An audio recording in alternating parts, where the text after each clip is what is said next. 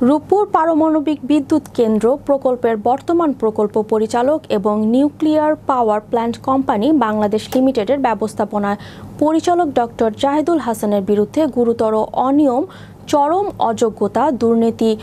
প্রশাসনিক স্বেচ্ছাচারিতা এবং প্রাতিষ্ঠানিক ফ্যাসিবাদের অভিযোগের কর্মকর্তা ও কর্মচারীদের মানববন্ধন ও সংবাদ সম্মেলন অনুষ্ঠিত হয়েছে। ঈশ্বরদী প্রতিনিধি টিএ পান্না জানান, সীমাহীন স্বেচ্ছাচারিতা,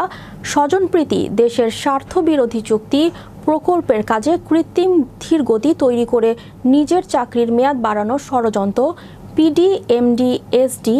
এইচআর, এডমিন, অ্যাকাউন্টস প্রদানের পদ নিজের কবজায় রেখে স্বৈরতন্ত্র কায়েম করা, ক্রমাগত মিথ্যাচার, এনসিপিবিএলে বিভাজনের রাজনীতি ও কর্মকর্তাদের কার্ড ব্লক করে প্ল্যান্টে প্রবেশের বাধা সৃষ্টি করা সহ নানা দুর্নীতির প্রতিবাদে প্রকল্প পরিচালক ও এনসিপিএলের ব্যবস্থাপনা পরিচালক জাহিদুল হাসানের পদত্যাগের এক দফা দাবিতে মানববন্ধন কর্মসূচি ও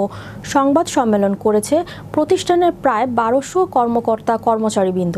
nuclear power plant company Bangladesh লিমিটেডের কর্মকর্তা কর্মচারীবৃন্দর পক্ষ থেকে আয়োজিত এসব কর্মসূচিতে বক্তব্য দেন সিনিয়র সহকারী ব্যবস্থাপক ফাহিম শাহরিয়ার তুহিন, রুবেল হোসেন, পারভেজ আহমেদ, জাহিদুল ইসলাম, হালিম সরকার ও রমজান আলী। প্রশাসনিক স্বেচ্ছাচারিতা, প্রাতিষ্ঠানিক স্বৈরতন্ত্র, দুর্নীতি এবং অনিয়মের অব্যবস্থাপনা নিয়ে কথা বলতেন। রূপপুর পারমাণবিক বিদ্যুৎ কেন্দ্রের বর্তমান প্রকল্প পরিচালক এবং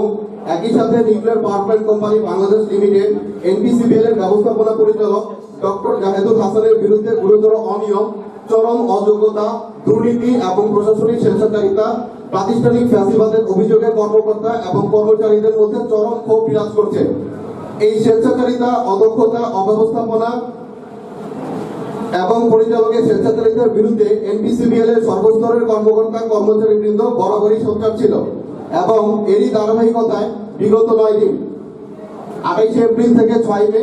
অবস্থান কর্মসূচি পালন করেছি আমরা।